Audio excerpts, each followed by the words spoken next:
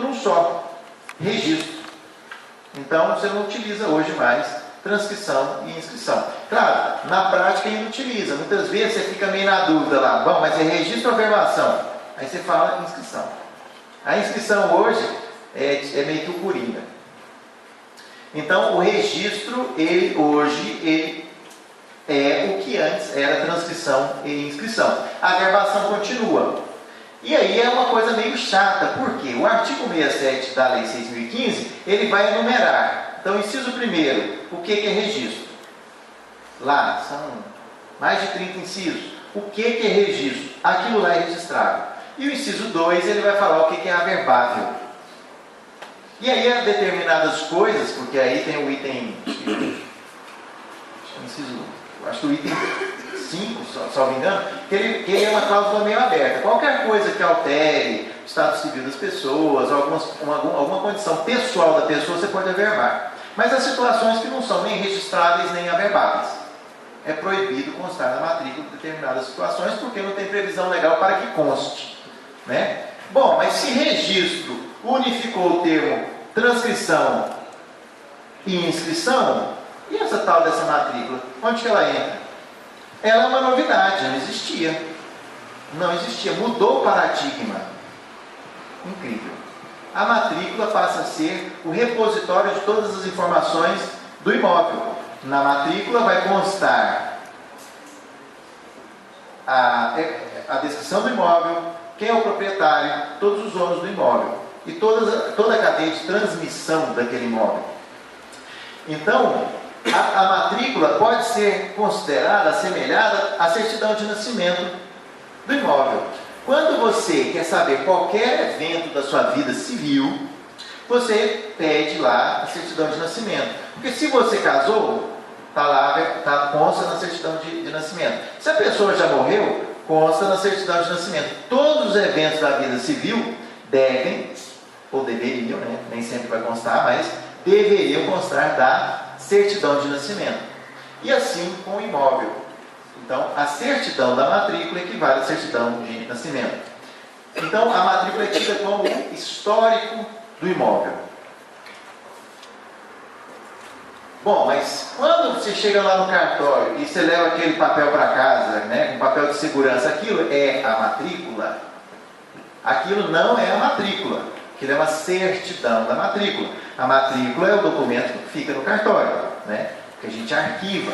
Assim como você, quando vai ao cartório de registro civil, você não faz a certidão de nascimento, você faz o assento ou registro de nascimento que fica lá no livro do registro civil. Você leva para casa a certidão de nascimento.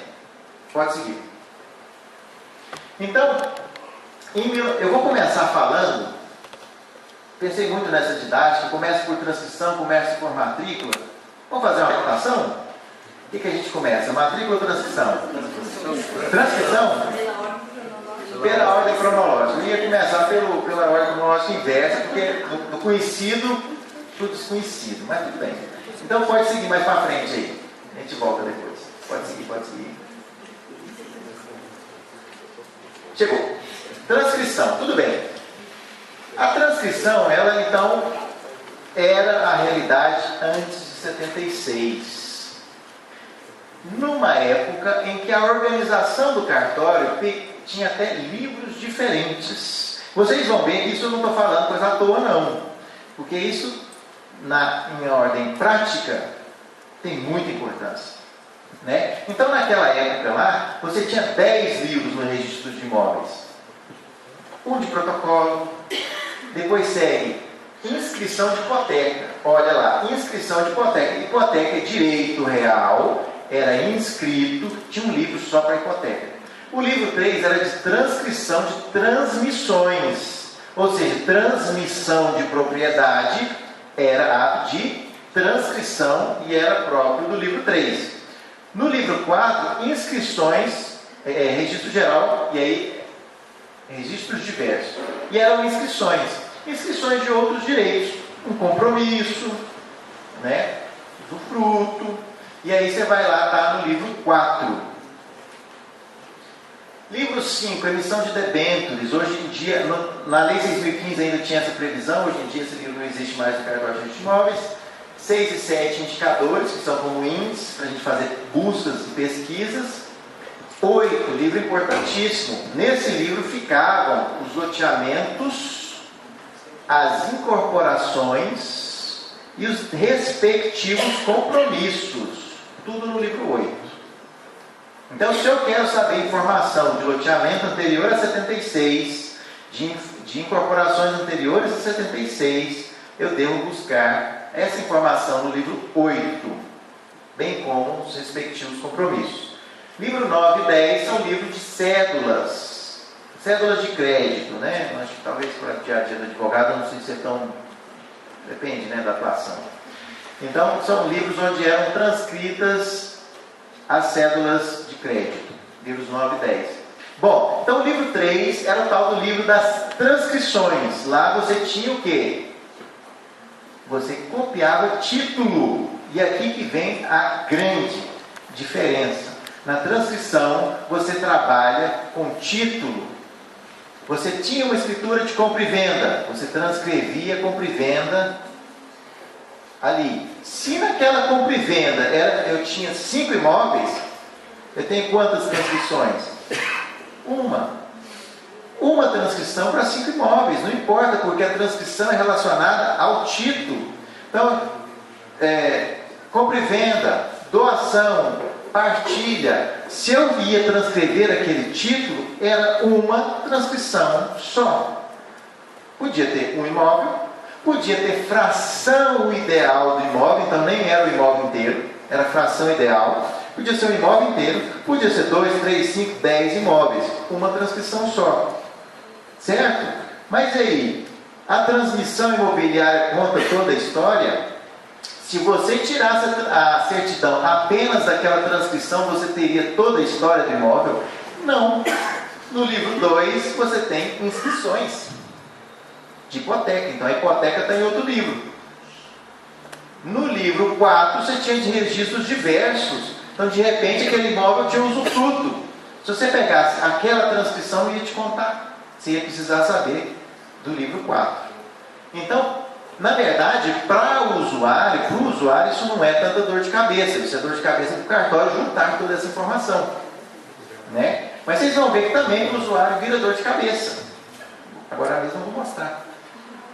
Então, hoje, a sistemática é outra. A gente trabalha na matrícula com a ideia do imóvel. Naquela matrícula, para cada imóvel, uma matrícula, para cada matrícula, um imóvel. Tem toda a informação do imóvel inteiro. Certo? Então facilita bem. Então, na época da transcrição, era uma transcrição para cada título. Não importam quantos imóveis, ou se é só fração ideal de imóvel. E era só para transmissão. Se eu quisesse saber de outros direitos reais, eu tinha que buscar as inscrições. Nas inscrições ia estar compromisso, hipoteca, usufruto, servidão, e aí todos os ônus, penhora, todos os ônus iam estar nas inscrições que estavam em outros livros. Pode seguir. Então, só para dar um exemplo aí do compromisso de compra e venda. Se eu pego um imóvel qualquer, não vem de loteamento, não vem de incorporação, eu vou utilizar o compromisso de compra e venda com terreno qualquer. Naquela época, esse registro seria feito no livro 4. E o nome técnico era inscrição. Ele ia ser inscrito no livro 4. Porém, se era provindo de um loteamento do loteador para o primeiro adquirente, era no livro 8.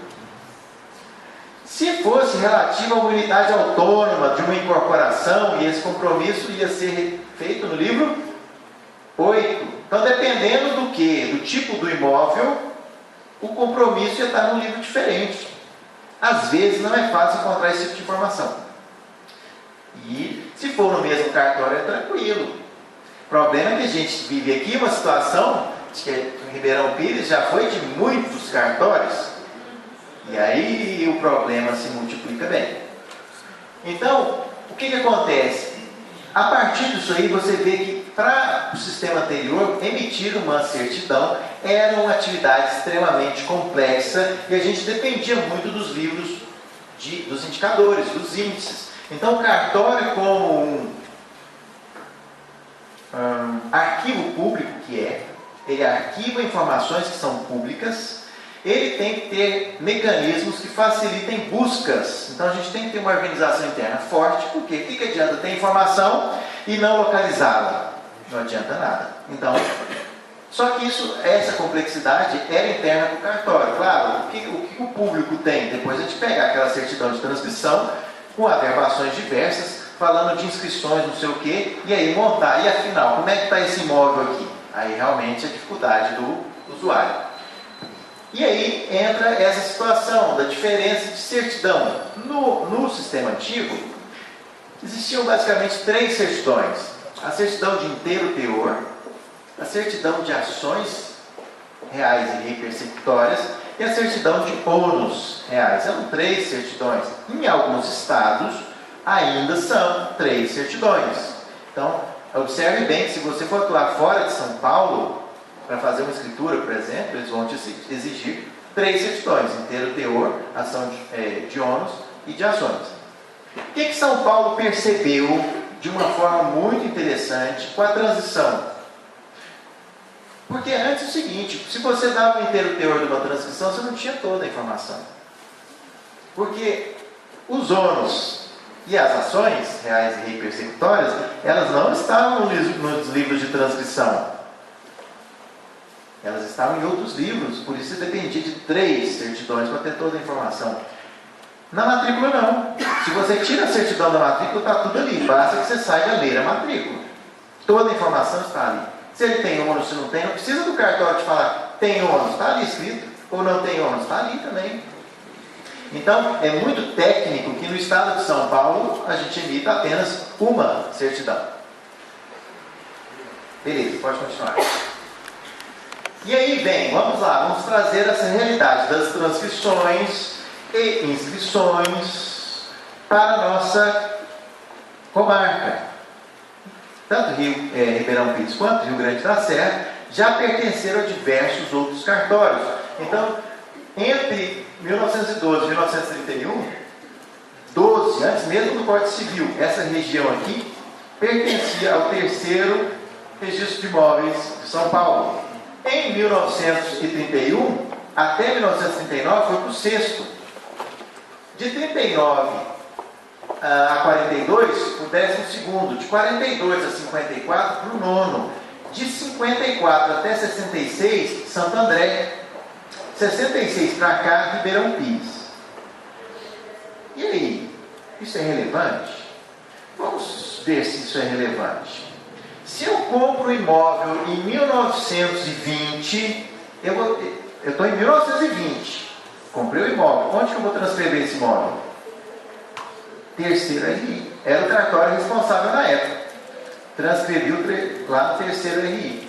Em 1935, eu vendo esse imóvel, estamos em 1935, onde que eu vou registrar? No 6º. No 6º. O imóvel era meu e eu vendi em 1935 para o Dimitri. Mas lá no 3º, se você pegar a transcrição lá no 3º, está em nome de quem? Meu. Isso é tão importante. Uma vez, chegou ao cartório um pessoal que fez um inventário. Eles pegaram a transcrição, o juiz não sabia disso, hein? E aí eles pegaram a transcrição em nome do vovô lá. Eles pegaram, sei lá, no 3º Registro de Imóveis. Naquela época, o vovô, ele tinha uma área que ia São Bernardo de Atenas, Ribeirão Pires, Mauá, era uma coisa enorme. Tudo bem, em 1933, uma fazenda gigante. E aí o juiz, o que ele fez? Ficou só com a certidão do 3º, não pegou se teve alienação depois. E aí, fez lá a partilha, concedendo o imóvel daquela transcrição para os herdeiros. Então eles estariam realmente bilionários com uma área tão grande no ABC. Só que o problema é esse. O problema é esse.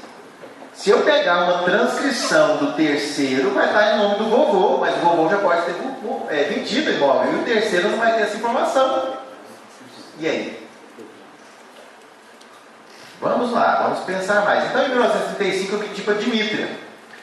Em 1945,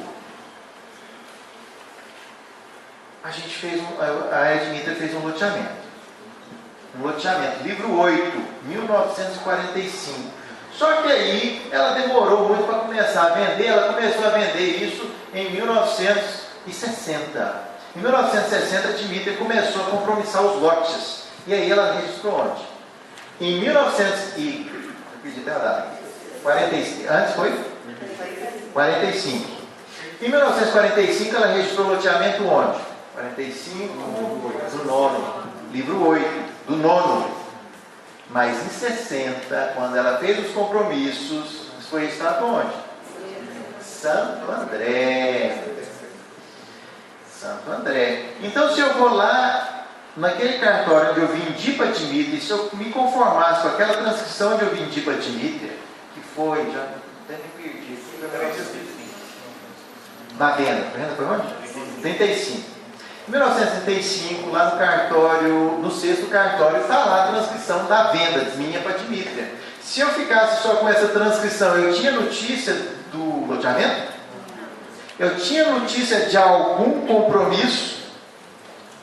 Não tinha. Então, o que acontece? A situação nossa de imóveis que não tem movimento, todos os imóveis movimentados por registro desde 66 já estão matriculados.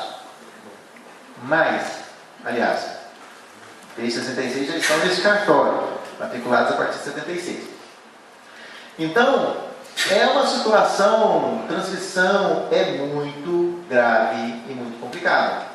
Se você pode enganar o juiz facinho. Pega lá a transcrição do terceiro, do nome lá do seu bisavô, você vai ter muita terra. Se o juiz não pedir as alienações, ele vai te dar um monte de coisa. Só que na hora de registrar você não vai conseguir, porque o cartório sabe dessa brincadeira. E para você abrir o imóvel, a matrícula do imóvel, nós vamos pedir a negativa dos cartórios seguintes. Então, se você vem com uma transcrição lá do terceiro, eu vou te pedir, então, tudo bem, faça a via sacra agora. Pega esse mesmo imóvel com essa transcrição, então você vai ver se, vamos supor que a transcrição 1945 do terceiro é Rio de São Paulo. A gente vai pedir que você tire a negativa dessa transcrição em todos os cartórios seguintes.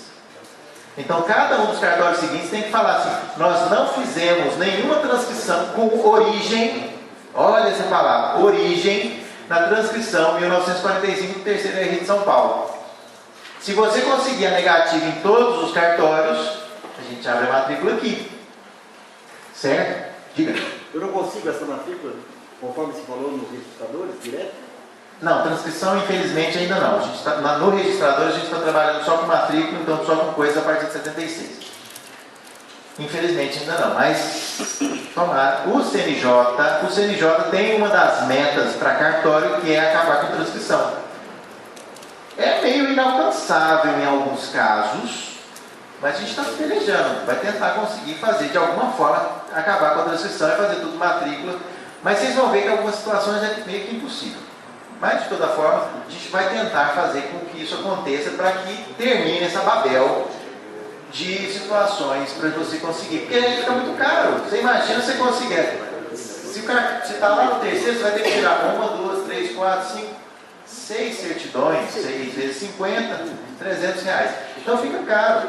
Né? Não é legal. Só que o que acontece? Como o sistema hoje, para a matrícula a gente pede só uma certidão, acaba que todos os cartórios estão utilizando uma certidão para a transcrição também. Então, quando você pede a matrícula da transcrição, lá vai ter toda a informação que está naquele cartório. Claro que ele não pode dar a informação que está em outro. Então, se eu peço a minha transcrição, que eu estou lá, que eu adquiri o imóvel em 1915, lá do terceiro, beleza. Transcrição 1945, terceiro RI de São Paulo. Só que quando eu chegar no sexto, eu quero a negativa. É uma certidão de alienação, chama. Certidão de alienação. esse imóvel da transição 1945 do terceiro foi alienado no sexto, aí o sexto vai contar. Opa, o imóvel foi alienado aqui, hoje ele é da Dmítria. E aí quando eu for para o outro cartório, quando eu chegar no nono, eles vão falar, opa, nesse cartório aqui, ela fez um loteamento. Então já existe um loteamento. E quando eu for pegar a certidão de alienação em Santo André, que aí você já não vai poder pegar mais só da transcrição, porque a transcrição que vai valer, imagina, a transcrição 1045, perdão, do terceiro, ela morreu ali no sexto, porque virou outra transcrição, pela qual a Dmítria adquiriu. Então a história daquele imóvel, você vai ter que negativar não mais a 1045 do terceiro, você vai ter que negativar nos demais cartórios a transcrição que a Dmítria adquiriu. Quando chegar lá no nono, não é só transcrição mais, você vai ter uma inscrição do loteamento. Então quando você chegar em Santo André, você vai ter que negativar a transcrição que a Dmítria adquiriu, mas a inscrição do loteamento. Conseguiram entender um pouco como é que funciona?